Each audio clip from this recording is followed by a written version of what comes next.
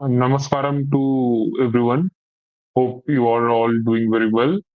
So, yesterday we read Hindus in Hindu Rashtra by Dr. Anand Ranganathan up to the fourth chapter, that is the RTE Act. Today we'll again continue reading and we'll finish the book. And that is we are remained with four chapters. Okay, so before we start reading, please buy this book. As you can see, this book is available in English, Kannada, Hindi, and you can get it from Padega India or Amazon as you like.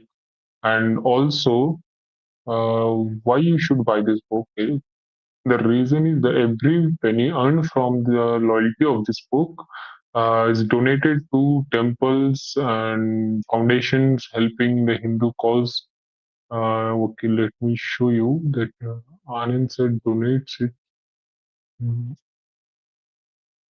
Yes, here you can see that this book, the every paisa earned from the royalty of this book is being donated to temples and foundations supporting Hindus and their causes.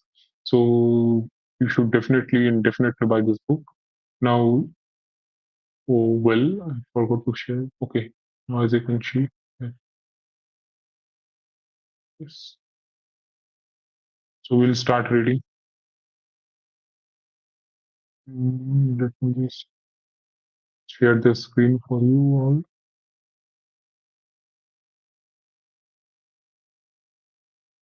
Yes. So the fifth chapter today, from where we will start, is legislations that appease non-Hindus but target Hindus.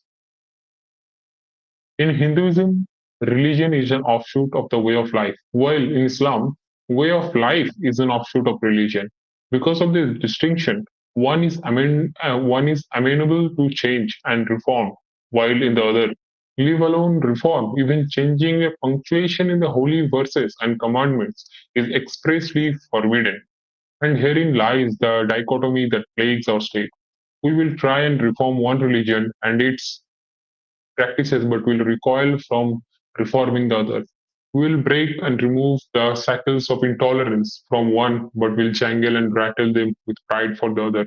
We will constitutionalize reform in one through legislation, codems, laws, and IPC sections, but will not only stay away from bringing in similar legislations for the other. We will even overturn the Supreme Court judgments that aim to bring in limited reform.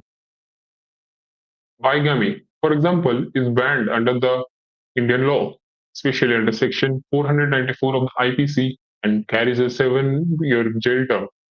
But it is permitted under Section 2 of the Muslim Personal Law, Sharia, Application Act 1937. This is not to suggest that bigamy should be allowed for Hindus, but rather to highlight that uh, rather to highlight the double standards when it comes to Muslims. Another case in point is the Prevention of Communal and Targeted Violence, Access to Justice and Reparations Bill 2011, or the so-called Communal Violence Bill that was drafted by the Sonia Gandhi constituted and monitored NSC. Fortunately, it never saw the light of day. If it had, it would have been yet another instrument of discrimination against the majority in the Hindu community. That is because the revised draft changed the definition of the group targeted in communal violence. Henceforth, this group would have meant either a religious or linguistic minority or scheduled caste and scheduled tribes. This essentially meant that only minorities and SC/STs could be victims, while the perpetrators of communal violence would always be the majority, meaning Hindus. The absurdity of this bill dawned when people realized that Hindus would be branded as perpetrators even when they were the minority, for example, in Kashmir, Punjab, or Kerala. When SCSTs were subtracted from the Hindu population, outrageously, this definition was to be used even in cases of sexual assault. When Hars Mandar, one of the NSA members who drafted this ludicrous bill, was asked to explain reasons for such blatant anti Hindu sentiments, he reported by saying, There is an institutional bias against the minorities that needed to be corrected. In cases of communal violence, the entire criminal justice system has been against minorities. It is to correct this institutional bias that we needed this bill. Someone should inform Mr. Mandir that if at all the entire criminal justice system has been against a community in recent memory, it is against the Kashmiri Hindus who, 30 years later, are still seeking justice for the rape, murder, ethnic cleansing, and genocide perpetrated against their community by Muslims, the so called minority. But according to this bill, these crimes could not have happened because the minority could not have committed them. Perhaps that is why the Supreme Court also refuses to open these cases of atrocities. The truth is that the state has been blackmailed and browbeaten to such an extent that the so-called liberals, progressives, and progressives and conscientious feminists outrage on Karwa Chauth but slither away under their favorite Partha Sarathi Rao when it comes to giving equal inheritance rights to Muslim women. These feminists will talk of anything, but the fact that even courts in our country have begun to ratify the allowance for Muslims to marry on attainment of puberty, violating the violating the most sacrosanct of all laws, namely the Prohibition of Child Marriage Act. And the High Court judge who okayed the marriage of a Jewish Muslim girl is now in the Supreme Court. He was one of the judges who blamed Nupur Sharma for the beheading of the tailor Kanhaiya Lal. They will claim banning triple talaq is an invasion of privacy and an assault on one's freedom of expression. They will not castigate Owaisi or his party for vehemently opposing the removal of leprosy as a ground for divorce. Because the AIMPLB believes that leprosy, a disease completely curable, is sufficient grounds for divorce. They will not side with Savano. They will abuse anyone who pleads for one India, one law. They will even applaud Mehbooba Mufti, who recently called for introducing stoning as a punishment in Kashmir. This is the kind of in your face, state sanctioned hypocrisy we are dealing with. Hindus and Hinduism stand no chance. When did they ever? For centuries, those who have ruled India have sought to bring in reforms only in Hinduism. The British even set up the BN Rand Committee in 1941 to exclusively codify only Hindu laws. The report of this committee formed the template for the 1951 Hindu Code Bills. The bill was adopted in 1956 and it gives creditably so much needed rights to Hindu women, while in the same time providing equality to the affected parties on a range of civil matters from succession to marriage to property rights to guardianship, adoption, and maintenance. Any reform is good. It signifies that helpful mutations are being accumulated, that the living, breathing organism is adapting to changing times, that it is evolving, and because it is evolving, it will survive. But why should only Hindus and Hinduism be reformed? What about Christians and Christianity, Muslims and Islam? Everyone is aware of Dr. Ambedkar's criticism of Hinduism as a religion and as a way of life. The left loses no opportunity to highlight this in books, in debates, and documentaries, even in parliament, but they remain silent when it comes to highlighting his criticism of Islam. Indeed, Dr. Ambedkar was so appalled by selective criticism of Hinduism that he wrote, the social evils that characterize the the social evils that characterize the Hindu society have been well known. But books that expose these evils and call their author at the far of the world to answer for their sins create the unfortunate impression throughout the world that while the Hindus are groveling in the mud of these social evils, groveling in the mud of these social evils and are conservative. The Muslims in India are free from them, and as compared to the Hindus, are a progressive people. That such an impression should prevail is surprising to those who know the Muslim society in India at close quarters. Take the caste system. Islam speaks of brotherhood. Everybody infers that Islam must be free from caste. But this is not the case. Caste among Muslims has remained. There can thus be no manner of doubt that the Muslim society in India is afflicted by the same social evils as afflict the Hindu society. Indeed, the Muslims have all the social evils of the Hindus and something more. that something more is the compulsory system of purdah for Muslim women. In 1975, a 62-year-old mother of five, Shah Bano Begum, was thrown out of her house and onto the streets of Indore. She had been married for 43 years to Muhammad Ahmed Khan, who earned 5,000 rupees a month, a princely sum in those days. 3 years later, destitute and without a roof over her head, Sawan approached the lower courts asking for a maintenance sum of 500 rupees a month under Section 125 125 1A of the Code of Criminal Procedure. What she got instead was a talaq. In his defense, her husband told the court she had already provided 3,000 as meher or dowry during Ida, a period of waiting that a divorced woman must adhere to before she can remarry. The court sided with the wife and asked the husband to pay a reduced maintenance sum of rupees 25 per month. The husband refused, citing the rights given to him under the Muslim personal law. The case went to the High Court. This time, the husband was directed to pay a maintenance sum of rupees 179.20 paisa per month under Section 125. The husband appealed to the Supreme Court. In a landmark judgment, the Supreme Court dismissed Muhammad Ahmed Khan's appeal and directed him to pay maintenance to his ex-wife as laid down by the High Court. Does the Muslim personal law, asked the court, impose no obligation upon the husband to provide for the maintenance of his divorced wife? Undoubtedly, the Muslim husband enjoys the privilege of being able to discard his wife whenever he chooses to do so, for reasons good, bad, or indifferent. Indeed, for no reason at all. It is a matter of deep regret that some of the interveners who supported the husband took up an extreme position by displaying an unwarranted zeal to defeat the right to maintenance of women who are unable to maintain themselves. It is not clear who among the bench penned the concluding words of the judgment. What is clear is that whoever they were are worthy of praise. It is also a matter of regret that Article 44 of the Constitution has remained a dead letter. The state shall endeavor to secure for their citizens a uniform civil code throughout the territory of India.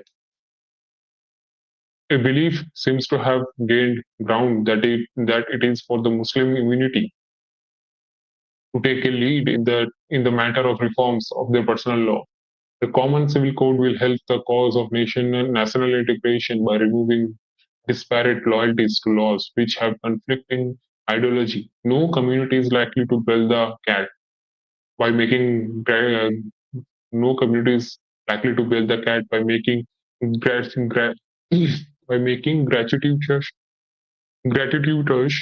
concessions on this issue.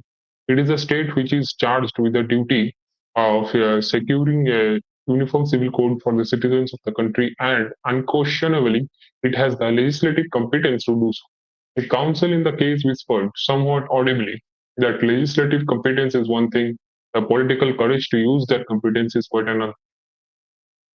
We understand the difficulties involved in bringing persons of different faiths and persuasions on a common platform, but a beginning has to be made. If the Constitution is to have any meaning, inevitably, the role of the reformer has to be assumed by the courts because it is beyond the endurance of sensitive minds to allow injustice to be suffered when it is so palpable. To utter these words takes barely a minute. To write them down, perhaps a little longer, but to think them through takes decades of learning and scholarship and a degree of objectivity that demands detachment. And you know you have failed when it all comes to naught. Section 125, the court concluded, is truly secular in character, whether the spouses are Hindus or Muslims, Christians or Parsis, pagans or heathens, is wholly irrelevant in the application of these provisions. It would make no difference as to what religion is professed by the neglected wife, child, or parent. That was the one blunder our Supreme Court committed. Who or what is secular is not to be decided by learned man and woman of the highest court in the land. It is instead the sole prerogative of the politicians. Only they have the sacrosanct right to deliver this verdict. Exactly a year later, delivered they did. The Rajiv Gandhi led Congress government beset with issues of corruption, nepotism, and mismanagement, chose the well-traveled mute to political expediency and passed the Muslim Women Protection of Rights on Divorce Act 1986. In one fell swoop, the Supreme Court judgment was overturned. The wording of the 1986 Act conveys to the citizens something the politician thought had been overlooked, perhaps disregarded. Who rules whom? Every application by a divorced woman under Section 125 pending before a magistrate shall be disposed of by such magistrate in accordance with the provisions of this Act. Henceforth, the husband was to pay the ex-wife maintenance only during the Idat period. The liability beyond the Idat rested not on the husband but on those relatives who would receive the ex-wife's property upon her death, failing which the Waqf board was to take responsibility. Havana was on the streets again, and India was back to being secular. Now we will move on to the next chapter, that is judiciary that almost exclusively tries to reform Hinduism. But before that, let me remind you once again to buy this wonderful book. So you can get it from Padega India or Amazon as you like. This book is available in English, Kannada, Hindi. You can purchase it in any language you like, or you can read. So definitely purchase this book. Every single penny earned from this write of this book goes to temples and foundations supporting Hindus and their causes. So please do buy this book. Okay, now we'll again read the next chapter, that is chapter number 6.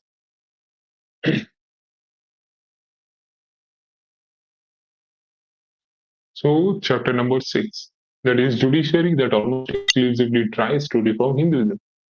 On 1 July 2022, the Supreme Court refused to entertain a plea to club multiple FIRs against Nupur Sharma for merely quoting what is derived from the revered Islamic scriptures Sahih al-Bukhari 5134, Book 67, Hadith 70, and Sunan an-Nasai 3378, Volume 4, Book 26, Hadith 3380.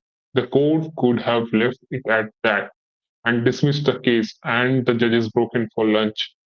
They did not. It is not for me to judge the judges, but let me quote them and then leave it for you to decide whether their remarks against a helpless, victimized, shunned, discarded, hunted young Hindu woman were not bolstered by decades of institutional vilification, ridicule, and discrimination against Hindus. Things do not happen in isolation. They build upon existing edifices brick by brick. You have ignited the whole country, and you have the cheek and courage to come to the court to ask for discretionary relief. Cried the judges. You are single-handedly responsible for the burnings in the country. Your statement is responsible for the unfortunate killing in Udaipur, where a Hindu tailor was beheaded on camera for supporting Nupur Sharma. Are you facing a security threat, or have you become a threat to the security of the nation?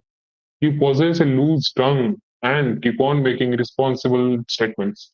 You should apologize to the whole country for your remarks made either for cheap publicity, political agenda, or some nefarious activities.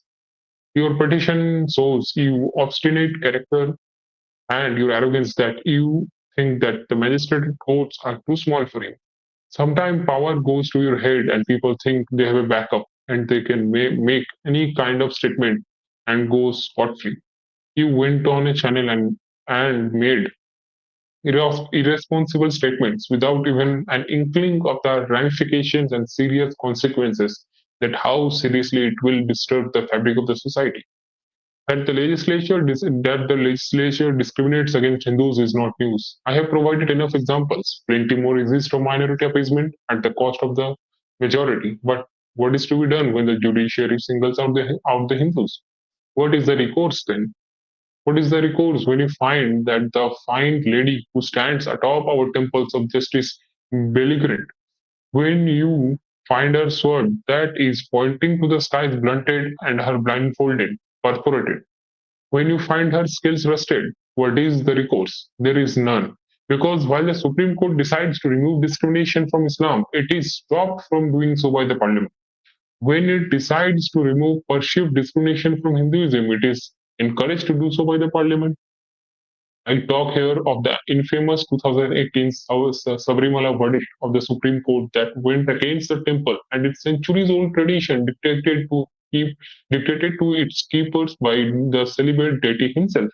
Recall the iconic statement of the dissenting judge in the original Sabrimala judgment. No sense of rationality cannot be invoked in matters of religion.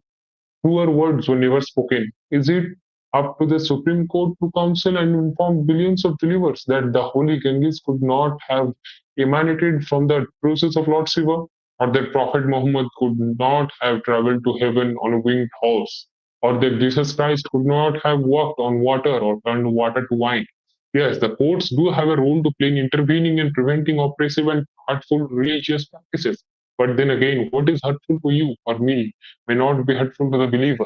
For example, I believe that stipulating a dress code is oppressive, but can the Supreme Court ban it? If it does, it would be violating the direct commandments of Allah as revealed in the Holy Quran 24:31, 33:59, 7:26.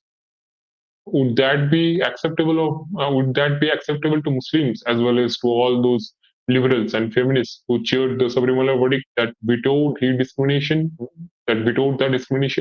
Was it discrimination or perceived discrimination to begin with? After all, there are many Hindu temples where men are barred entry, such as the Kamakhya temple, Brahmaji temple, Kumari Amma temple, Tukul Bhagavati temple, and Mata temple. And there are many Hindu temples, including many Lord Ayappa temples, where menstruating women are allowed entry. It is only in this particular Lord Ayappa shrine that, because of the vow of the deity to remain celibate, menstruating women in a particular age bracket are not allowed to enter. As for menstruating women, it is expressly forbidden for them to touch the Quran, recite a complete verse, enter a mosque, do salat, perform tawaf, fast, or have sex. 56, 79, 2, 2, 2, Trimidhi, 315, and Hadithi Sarif. So, are we now going to redact these verses? This exists a fundamental contradiction between Articles 21, right to life, dignity, and liberty, and 25, right to practice any religion of our constitution. If one follows or respects one, it is impossible to follow or respect the other. This is because there are tens of thousands of religious commandments, directives, decrees that directly contradict Article 21. If you are a true Catholic woman, you cannot be ordained as a priest. If you are a true Muslim woman, you cannot sing, dance, play sports, drink, fornicate, be a homosexual, wear what you want, or be an apostate. A progressive secular state that correctly removes discriminatory practices from the Hindu religion but cowers behind a lamppost like a wet cat when it comes to removing discriminatory practices from other religions is not a progressive secular state. It is a scared state. The truth is that one would have to be an atheist to always override Article 25 and support Article 21. I, being a Darwinian atheist, I am fine with this. But are you? Are the judges? Are the politicians? Are millions of my countrymen and women? That is the question. Until the time you answer it, why reform and tinker, restructure, and amend only?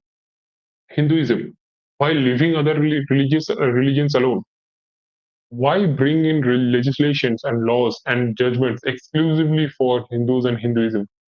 In 2019, the Tripura High Court banned animal sacrifice, even though Hindus argued that this practice was a centuries-old tantric tradition of worshipping the 10 Mahavidyas, namely Kali, Tara, Tripura Sundari, Bhuvaneshwari, Bhairavi, Chinnamasta, Dhumavati, Baglamukhi, Matangi, and Kamala. What the Hindus pleaded was also in keeping with the reforms 1954 Sirur Mutt judgment that established the sanctity of an essential religious practice, but the judges would hear none of it. No person, including the state, shall be allowed to sacrifice any animal or bird within the precincts of any temple within the state of Tripura. They wrote. In 2014, the judges of Himachal Pradesh High Court had similarly banned the 600-year-old tradition of animal sacrifice during Kullu Dasera. In 2017, the quasi-judicial NGT ordered a ban on the tolling of bells and chanting of slokas by devotees at Amarnath. Praise the Lord! They simultaneously did not allow the delivery of azan through a loudspeaker there, or perhaps they indeed did, but the vagaries of the state have meant the order is yet to reach Bholenath's abode. The question to be asked is why should only the why should only the religious Hindu be prevented from conducting animal sacrifice? If the state is against animal sacrifice and laudably so, then should not it be against all animal sacrifices conducted in the name of religion? But is that the case? If the honorable courts object to the taking of the life of an animal through a religious ritual, do they have the guts to ban halal? Even every single day, more than a billion Muslims eat meat after this religious ritual has been performed. In fact, it is an essential requirement. The dhaviha or the prescribed ritual slaughter must be stacked. The incision must be precise and deep that cuts the carotid artery and the trachea. The blood must be drained completely. The blood must be drained completely. This while the animal is still alive. The head of the animal must be aligned to the Kaaba, and it is essential that Bismillah Rahim be uttered. Furthermore, only a Muslim can perform the slaughter, so according to the honorable judges, this is not a ritual. In fact, this ritualistic practice has been deemed so cruel in many European countries that it is mandatory to stun the animal before performing halal. But do our judges have the courage to shun selectivity when it comes to animal rights? Hindu festivals and celebrations and sporting events are used target, be it Jallikattu or Kambala or Naga Panchami or even kite flying during Makar Sankranti or believe it or not, restricting the height of the Dahi Handi during the Janmashtami festival. The judges have capped the human pyramid height to 20 feet. Saying anything above would inflict harm to the participating humans. We only know of Krishna stealing butter. Did he also indulge in acrobatics while stealing it? Mocked the judges. I want to ask the judges what happens to all their mockery and colorful retorts when it comes to Muharram, where tens of thousands of Muslims openly inflict serious bodily harm to themselves and to others, with whips laced with steel claws that stab deep into the devotee's face and amid chants of Ya Abbas, Ya Abbas. Is that not inflicting harm? But does our state or its arms have the guts to ban this ritual during Muharram? It is the same with banning crackers during Diwali, but allowing millions of tons of stubble to be burnt during the same month, or millions of trees to be cut during Christmas, or allowing fireworks during New Year celebrations. Because apparently only Diwali is increasing the carbon footprint and contributing to pollution. The rest are purifying the environment. And for those who blame Diwali for the state of Delhi every year, here is some perspective. An area of 17,900 square kilometer or 12 times the size of Delhi is on fire continuously for weeks on end right next to Delhi. 35 million tons of stubble are burnt right under the noses of our judges. Honestly, I am now convinced the only way stubble burning can be banned is if we call it Parali Dahan, a Hindu festival wherein, according to the Atharva Veda, Lord Vishnu burnt demon king Paralisuра when he enslaved Maruts and stormed King Rudra. Only then will it be banned. Stubble burning releases 149 million tons of carbon dioxide, which is 55% of all Indian transport carbon dioxide emission. The financial burden of treating the resulting respiratory diseases alone is 154 times more than the cost of the machines needed for stubble extraction. But if our politicians and judges thought like this, we would be a developed nation. And with our courts acting the way they are towards Hindus and their rituals, can the state be far behind?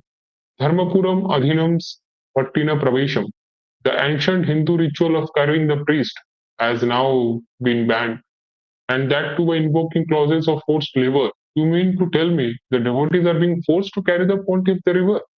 What next? I will tell you what next. There will soon come a time when the state will ban the pulling of the Lord Jagannath on the pretext of forced labor. But there will never come a time when the state bans sedia gestatoria, the tradition of carrying a Christian priest.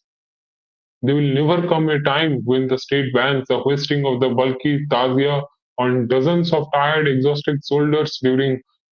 Mm, oh, okay, here it is written Ido Haram. Okay, I do not know about it anything, so let's just skip it. There will never come a time when the state bans the tradition of carrying a heavy wooden cross on Easter parade. There will never come a time when the state bans male genital circumcision, a religion ordained act of cruelty that is banned in many European countries. Okay, that was Muharram.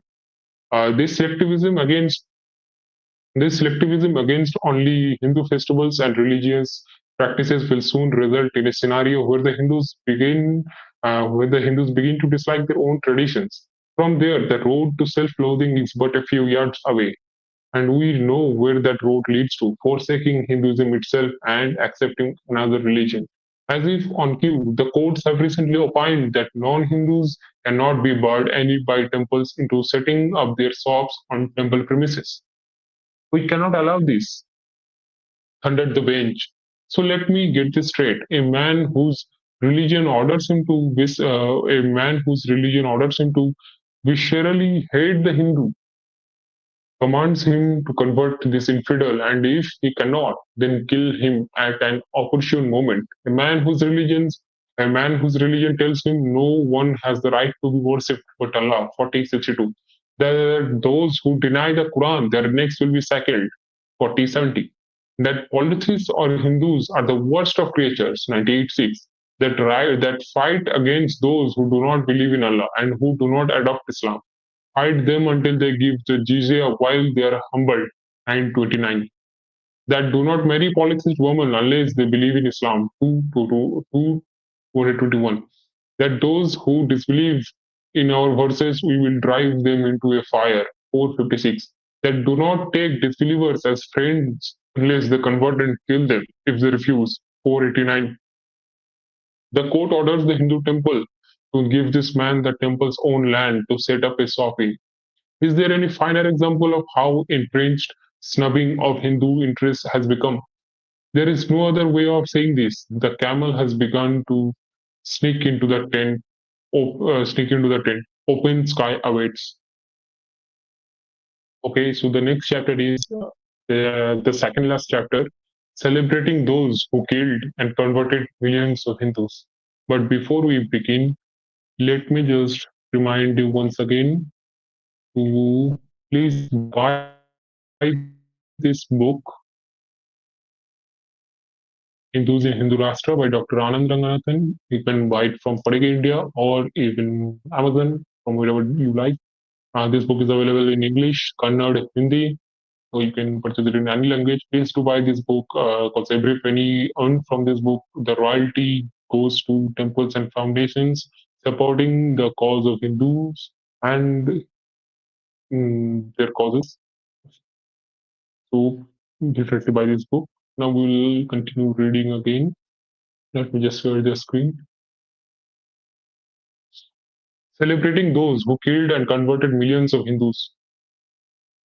To visit Nalanda, the ancient place of learning and arguably India's greatest cultural heritage, one needs to board a train from Delhi and get down 50 miles from Patna at a place called Bakhtiarpur. From Bakhtiarpur, it is a brief and pleasant journey to Nalanda. And when you reach this hallowed place, when you stroll about its manicured lawns uh, thin brick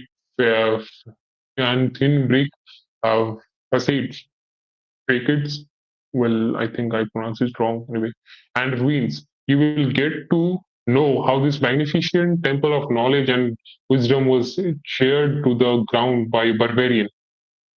How thousands of scholars perished in the fires that burned for months. How millions of books were reduced cinders. How a civilization that envied and admired was as a Vishnu was lost forever. And that the Bible executed this vicious act, none other than Bhakti. Yes, Bhakti. And we have named not only a city in his honor. Our destruction that even Bhaktiar could not manage in his lifetime is now complete. 1,000 years later, that we have honored this barbarian is not hurtful enough. What hurts most is that because we are so unsatisfied and unsatiated with this hideous self-flagellation, we have endeavored to descend a step further into the dungeons of distorted history and peddled the narrative that Bakhtiyar did not even destroy or set fire to Nalanda. Instead, we have blamed a couple of Hindu beggars for burning down the great city of Nalanda. That's right, not an invader and his army of tens of thousands, but rather two cocky, I think it will be brittle, two cocky, brittle Hindu beggars were responsible for destroying the greatest ancient university there ever was. I do not have the inclination to narrative in detail the figments of leftist historian D.N. Jha's mind and its imaginings. The fact, the fact that he never quoted a primary source for his assertion, the fact that the first English translation of Jha's source, Pug Sam Zon Zang, was carried out as late as 100 years ago, the fact that it never even mentions the Hindu beggars, but the fact remains that Jha has won this war of narratives. Bakhtiyar lives. For the sake of Islam, I became a wanderer. I battled infidels and the Hindus, was determined to become a martyr. Thanks be to Allah, I became a Ghazi. This is a direct quote of Babar from Babarnama. There is a Babar Road in central Delhi. Barely a mile from the Prime Minister's residence, Babar lives. Hindu gods and their idols are as dirty as they're ugly and horrible to look at. And witnessing the destruction of temple idols gives me so much joy. The man who said this was also the chief proponent of the Goa Inquisition that led to the conversion, torture, and murder of thousands of Hindus. His name was Saint Francis Xavier. Every year, millions of Indians, including our Hindu nationalist Prime Minister Narendra Modi, venerate him. Saint Francis Xavier lives. Sikandar Samiri, 1389 to 1313, who commissioned Jamia Masjid and is still eulogized in Kashmir, collected 3 khirwars or 210 kilograms of sacred thread from Kashmiri Hindus before he burnt them. A single sacred thread weighs 7 grams. I shall leave it to the mathematicians among you to calculate the sheer scale of the genocide Sikandar Samiri lives. I will raise these Anasagar Hindu temples to the ground. I have come to India to fight the holy war against the infidels. The man who said this was Khwaja Moinuddin Chishti, I think. Yes. The Hanafi Sufi saint who fought alongside the demonic Muhammad Ghori and unsparingly converted Hindus. Every year, millions of Indians, including our Hindu nationalist Prime Minister Narendra Modi, offer a chadar at his mazar and venerate him. Moinuddin Chishti or Moinuddin Chisti lives. We know more about the Mughals than about Shivaji, as properly known as Chhatrapati Shivaji Maharaj, pun intended anyway. Rana Pratap and Prithviraj Chauhan. Why? Because history that is written by the victors is peddled by the vanquished, and we have been vanquished. This is a country where people still go and pray at the grave of Aurangzeb, who beheaded Guru Tegh Bahadur, and decapitated Sambhaji Maharaj, demolished Kasi Vishwanath, and murdered 4.6 million Hindus. This is a country where Guru Arjan Dev was forced to sit on a hot plate and literally cooked alive by the Mughal Emperor Jahangir. And what do? We immortalize Jahangir in our films. We immortalize Jahangir in our films as the affable, feather-toying, romantic Salim. This is a country where a celebrated historian Ram Chandra Guha did not want Delhi roads to be named after Chhatrapati Shivaji, the man who birthed an empire stretching from Peshawar to Palasi. Because in Guha's words, he was a little known regional figure and a feudal lord who endorsed past hierarchies.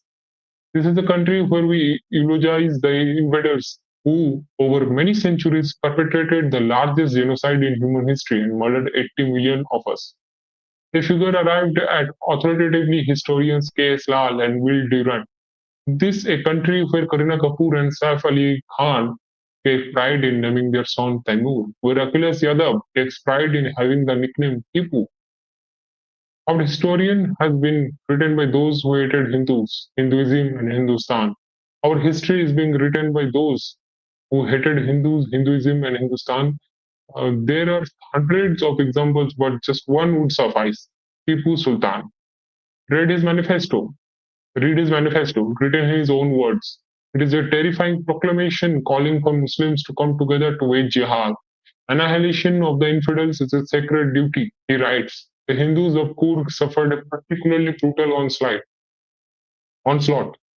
Murders, tortures, forced conversions, even dead Hindus were converted, even dead Hindus. Tipu destroyed more than 800 temples, 27 churches, captured 60,000 Christians, converted 30,000, and killed thousands. Chroniclers Lewis Rice and R.D. Paloskar believed the figure could be as high as 8,000 temples. Descendants of Mandyam Iyengars do not celebrate Diwali till this day. Ever wondered why? Tipu butchered them on this day. Read Bartholomew's personal account of Tipu Sultan's butchery in Calicut. Men, women, and children were paraded naked and trampled by elephant, and yet we call Tipu a symbol of communal harmony.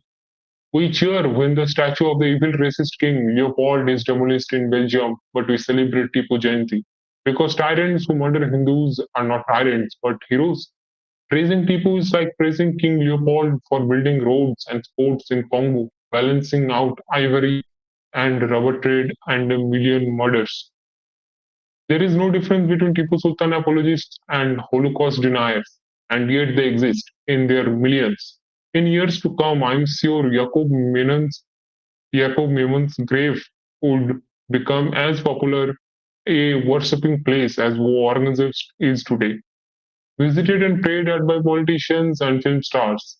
The same Aurangzeb who was in Baghdadi 350 years before ISIS. The genocide he perpetrated claimed 4.6 million Hindu lives. If an incident could muster a million spine-chilling imaginings, it would be that of the one in 1675 under broad daylight Chandni Chowk, where Guru Tegh Baha was beheaded on the orders of Aurangzeb. And yet we have cities and roads named after him. We have his tomb consecrated and turned into a memorial. 75 years have gone, but we still have not got independence from brainwashing and servitude. And that is why in years to come, Yaqub Memon would be celebrated just like Aurangzeb is. After all, tens of thousands attended his funeral, tears flowing down their cheeks. People will come and pray at his grave, seek his blessings.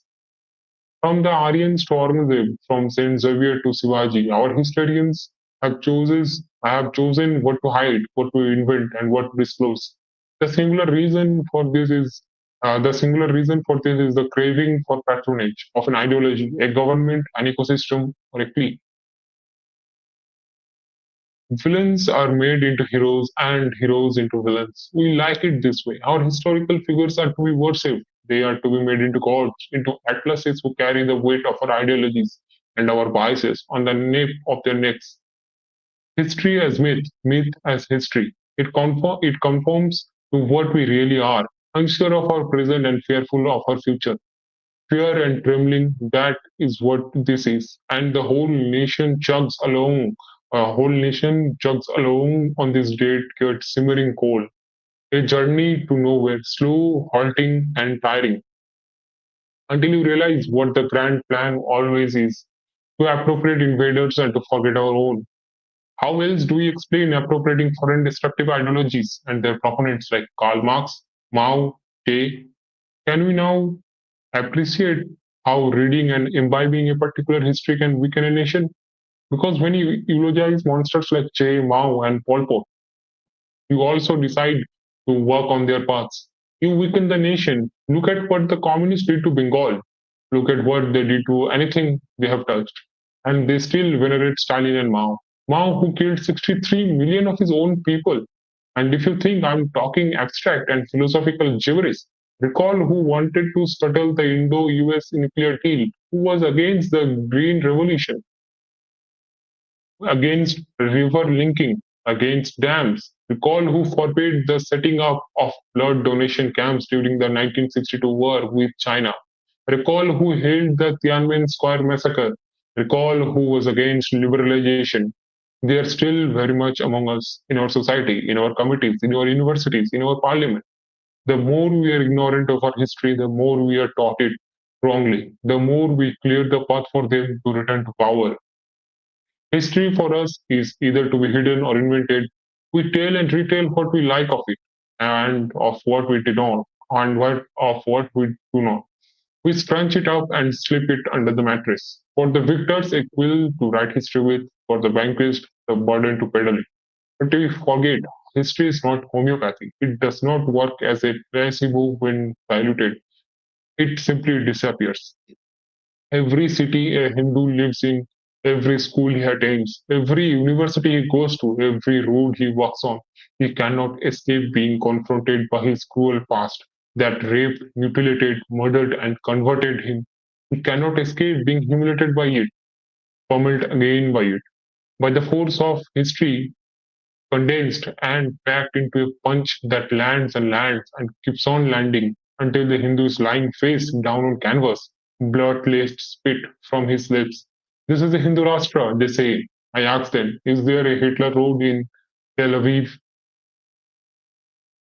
Okay, so now we'll move on to the last chapter, that is Places of Worship Act 1991. But before that, let me remind you once again that please buy this book. Okay, wait. Yes, now I think you can see the screen. Yes, now. So please buy this book. This book is available in English, Kannada, Hindi, Hindus and Hindu Rashtra by Dr. Anand Ranganathan. You can purchase it from Padega India or Amazon, wherever you like. So, if the every penny earned from this book, the royalty goes to temples and foundations supporting Hindus and their causes. So please do buy this book. Now we'll should continue reading. Let me share the screen again. Places of Worship Act 1991. History that is written by the victors, I had remarked earlier, is peddled by the vanquished. And as far as I am concerned, one of the most barbaric legislations ever peddled in India is the 1991 Places of Worship Act. But in 2019, the virtue signaling Supreme Court, in its other judgment, willfully ratified this act that obligates maintaining all religious places except Ram Janmabhoomi, as they were on 15 August 1947, a 75-year-old date in an 8,000-year-old civilization. Historical injustice, historical injustice of Kasi or Mathura can now never be addressed unless the parliament overrides not only this barbaric act but also the Supreme Court's perfidious ratification of it. A legal recourse to correct historical injustices cannot be denied in a democracy, and this is not a Hindu issue. I, as a Darwinian atheist, demand the abrogation of the Places of Worship Act. If a mosque had been demolished by a Hindu king and a temple built on it, I, a kafir, and an atheist for whom Islam sanctions death penalty, would have fought for the right of Muslims to legally get back their mosque. History is but a collection of images, pregnant, expecting, screaming, and if an image could deliver a million words, it would be that of the Nandi waiting patiently for 400 years for his Lord to emerge. Will he have to wait for another 400 years? Nations weaken not because of their past, but rather by how they are taught it. For 70 years, we have been taught to celebrate the Mathura Idgah and the Gyanvapi Mosque as monuments to Hindu Muslim unity and not as what they really are, cruel historical injustices. Because for 70 years we have been taught to forget cruel historical injustices from Somnath to Kasi Vishwanath, Babarpur to Bakhtiarpur, from Allahabad to Aurangabad. These injustices have deliberately been made visible as though to lionize the debasement, celebrate the humiliation. And the irony is that the same people who have taught us this, drilled this self loathing in us, these same people want others to fight historical injustices around the world. They condemn barbarians of West hitherto worshipped like the Confederacy generals Rhodes, Churchill, Pizarro, Murray, Holston, Leopold. They celebrate their roads and buildings being renamed, their statues being brought down illegally. But here in India, this same state eulogizes barbarians like Tipu, Aurangzeb, Babur, Khilji. They celebrate the destruction of Kasi, Mathura, Ayodhya, Martan. It is a heady mix of hatred for Hinduism and love for jihadism. Hatred for India and love for its breakup. To show you the extent of the conflict, here is a passage from the 2019 Ayodhya judgment where, wait a minute. Okay. To show you the extent of conflict, here is a passage from the 2019 Ayodhya judgment where the honorable judges exalt and willfully ratify this act. To recreate the imagery of words, those who sat that sultry day in the court and heard those words uttered by the highest court in the land, I will provide after every sentence phonetic equivalents of whips, lashing one's back in a self-flagellating orgy of destruction and humiliation. The Places of Worship Act imposes a bar on the institution of fresh suits or legal proceedings, with the only exception other than Babri Masjid, Ram Janmabhoomi case being appeals or proceedings pending at the commencement of the law on the ground that conversion of a place of worship had taken place after 15 August 1947, whose fact the Places of Worship Act is thus a legislative intervention which preserves non-retrogression as an essential feature of our secular values, being as it is intrinsically related to the obligations of a secular state. Wallop smack. It reflects the commitment of India to the equality of all religions. Whose thumb. Above all, the Places of Worship Act is an affirmation of the solemn duty which was cast upon the state to preserve and protect the equality of all faiths as an essential constitutional value, a norm which has the status of being a basic feature of the Constitution. Whack, slap. The, okay, this is the purpose underlying the enactment of Places of Worship Act, and which is that the speaks, which is that speaks to our, which is that it speaks to our history and to the future of the nation. No, this law airbrushes our history and destroys our future. Where oil the cat or nine tails of your whip, run them lovingly through the hollow of your palm. Prepare your prepare your sink back for another assault. But the Supreme Court was not done yet. It then gloats and goes on to underline what the Home Minister said while tabling this barbaric act. The purpose of enacting the law was explained by the Indian Minister of Home Affairs on the floor of the Lok Sabha on 10 September 1991. We see this bill as a measure to provide and develop our glorious traditions of love, peace, and harmony. These traditions are part of a cultural heritage of which every Indian is justifiably proud. Tolerance for all faiths has characterized our great civilization since time immemorial.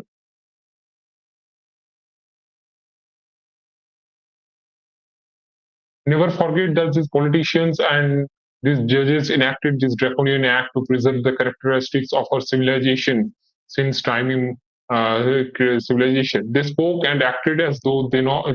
They spoke and acted as they, though they, not us, understand what a civilization is, and because they are the keepers of its characteristics, they must act for us, no matter how unjust or undemocratic the consequences of their actions might be. So I ask, what is civilization? How do you define it is? How do you define it? Is it an idea to be thrust upon the subject so they carry it forward? Is it the placement of forks on the left and spoons on the right? Or resplendent crockery? Is it sartorial splendor? Is it words uttered or retained? Is it science? Is it ease of living? Is it consumption? Is it money? Many of the worst tyrants who killed millions, wiped off entire races, even continents, have been poets, artists, proponents of science. But do they call their endowments as promoting or harboring a civilization? To me, the mark of civilization is this unquenchable thirst of man to demand justice for his ancestors, to correct a historical wrong, or that exemplifies a continuity, an idea, a memory that can never be erased, that worth fighting for and preserving. It makes justice greater than the sum of its parts, and that is why civilizations are not fleeting like empires. To demand justice for people who were dead for hundreds of years, it is almost as though you can feel their pain, their suffering, their destruction that has transcended the limits of body and time. And that is why history is a medicine, why Catholicism is a cure. And when I see the Ram Janmabhoomi being proclaimed, I see it as a catharsis.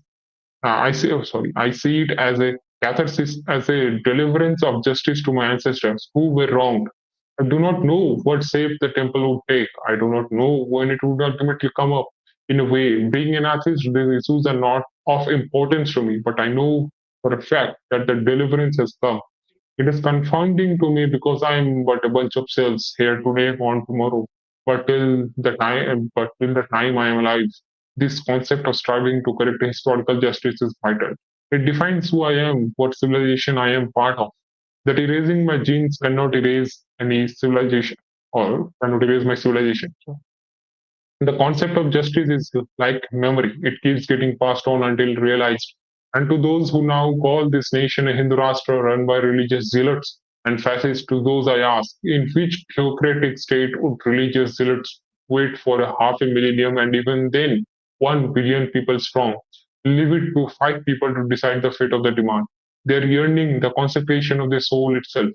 This is what makes me proud that India, through the delivery and acceptance of the Ayodhya judgment, has written her history with the grammar of justice, not anarchy. This movement throws up a milieu of connected philosophical conundrums, one of them being, should a judge be the product of the society or should a society be the product of the judge?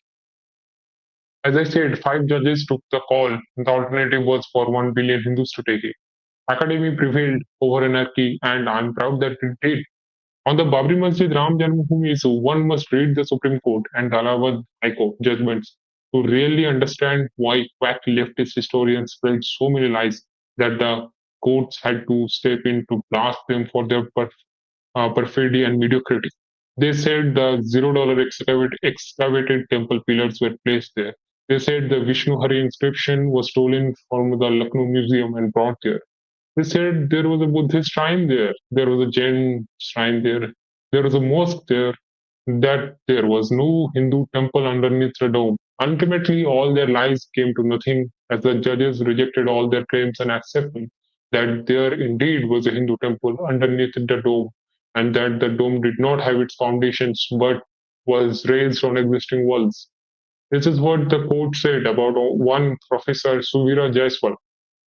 She claims that the disputed building she claims that the disputed building was constructed in the 16th century by Babur at Ayodhya, called Babri Mosque. And the statement she is making as a historian, but simultaneously on page 105, she said that she has not read anything about Babri Mosque and did not study thoroughly, and therefore cannot say as to when Babri Mosque came into existence. Historian after quack historian was exposed. Here is R.C. Thakran. In newspapers, I have read Babur had built a mosque in Ayodhya.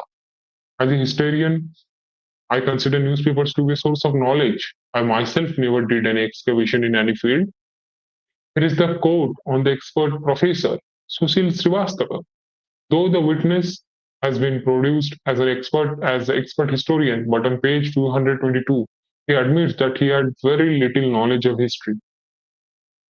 There is no other way of putting it. The only bulwarks for justice are science and evidence. I take you back to the story of the Turin shroud that for 2000 years was believed to have been used for wrapping the body of Jesus Christ after crucifixion, until in 1989 when scientists proved through carbon dating that it was only 600 years old. Science teaches us not to fear our past. Law teaches us those nations that fear their past, fear their future. The Places of Worship Act teaches us not only to fear our past, but also to fear our future.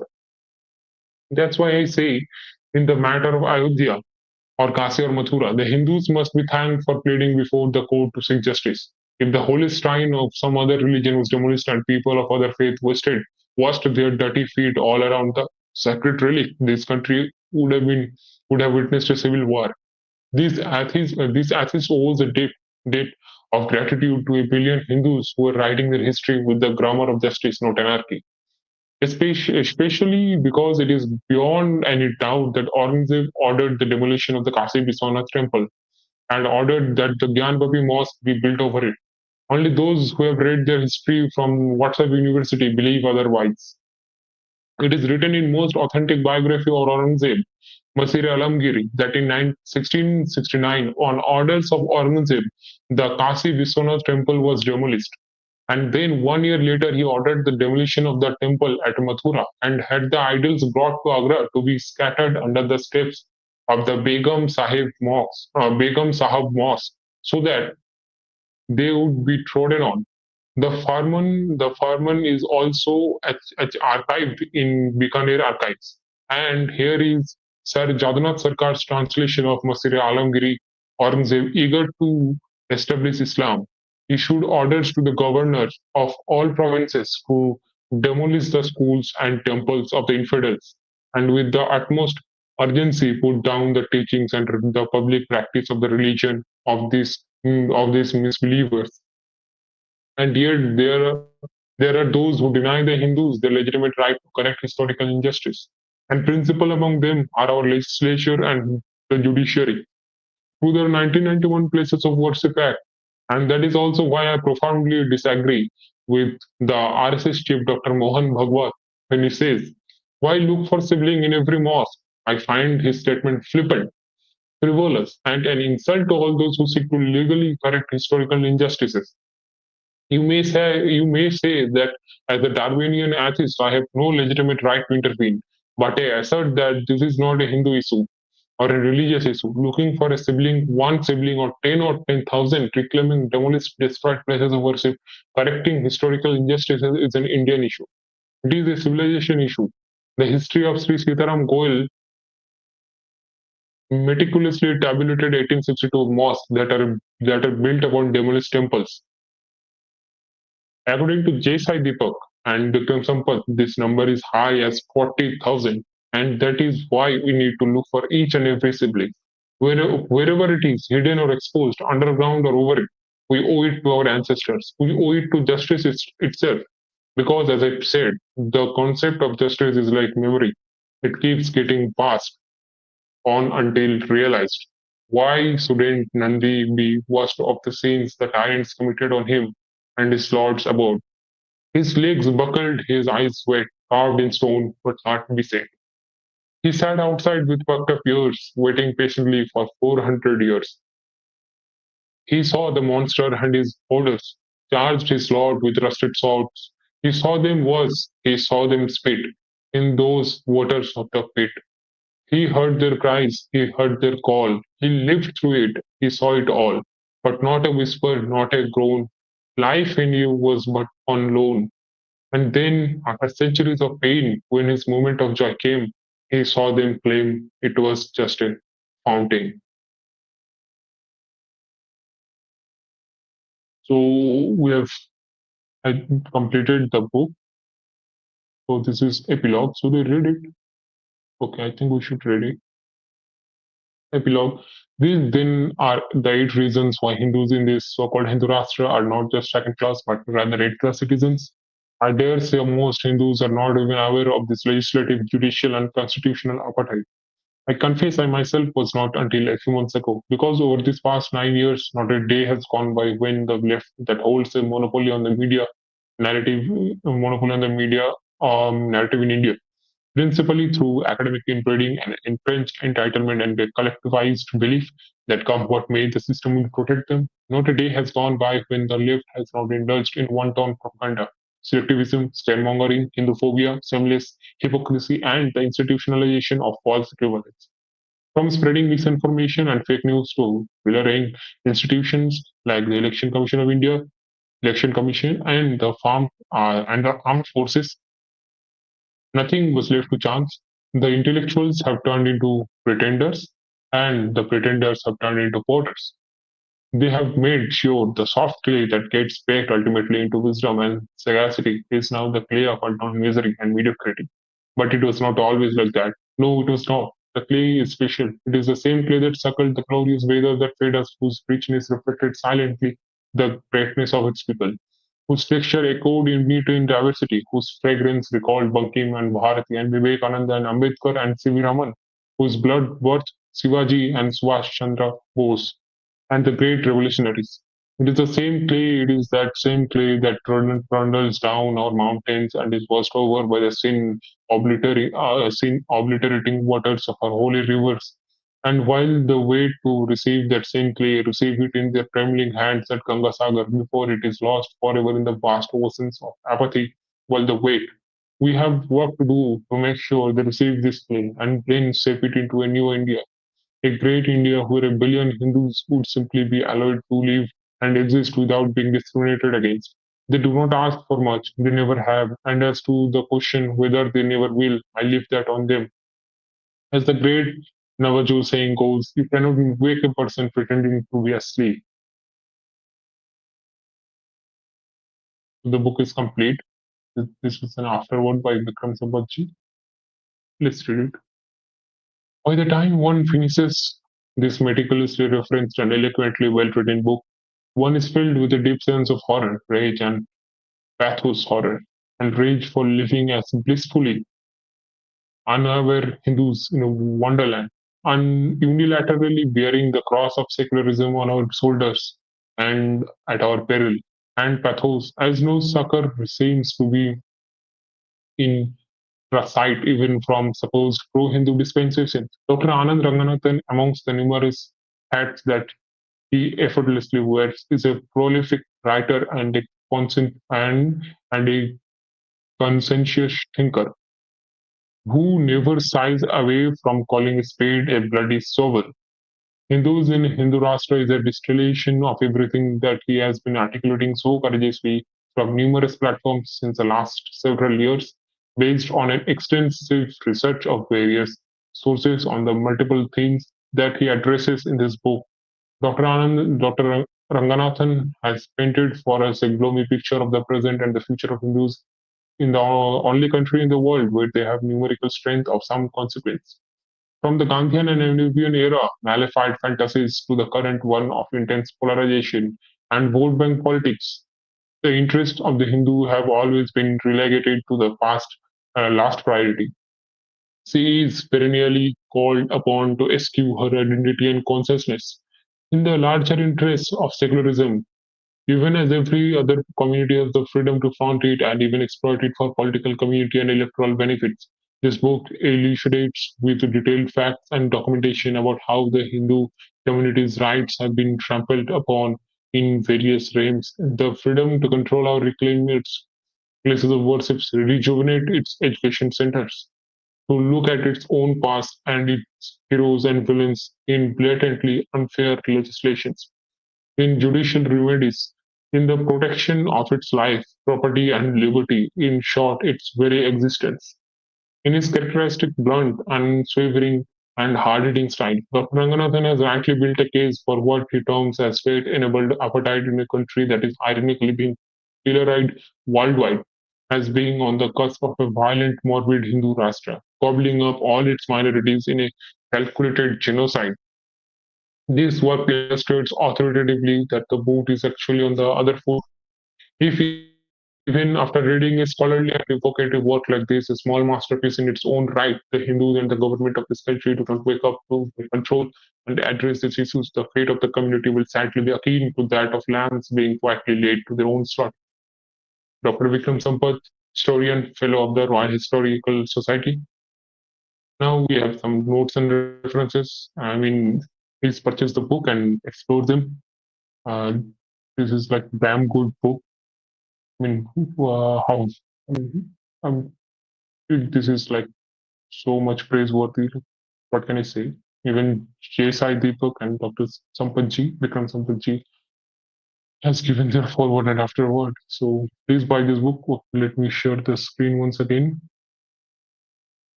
Yes. So you can buy this book from Padega India or Amazon, wherever you like. This book is available in English, Kannada, Hindi. Definitely buy this book. uh, why to buy this book is every penny earned from the right this book goes to Hindu temples and such functions. It supports Hindu causes. Well, the screen, okay, you can see Hindu causes. So they help out Hindus only, like they even helps out Hindus who comes from Pakistan or Bangladesh to give them shelter, take the funds, education and all. Okay, let me show you how. So Anand ji has made a thread of it playing. Yes, here you can see. So every paisa rupee gone goes to foundations and temples for Hindu support. So please definitely buy this book.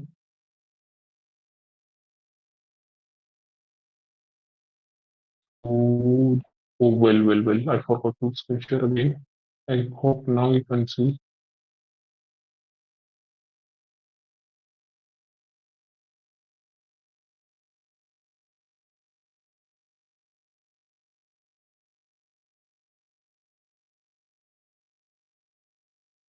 Yes. So to conclude here on. What's happening? So if you have any suggestions, what should we read next? You can drop a comment, and if you will, so we'll read books like on papers. We will also read papers. So if you have any suggestion to read any kind of papers or books, good books and papers, so you can put them in the comment and please like and subscribe. So we'll conclude it here only. Jai Sri Ram, Vande Mataram.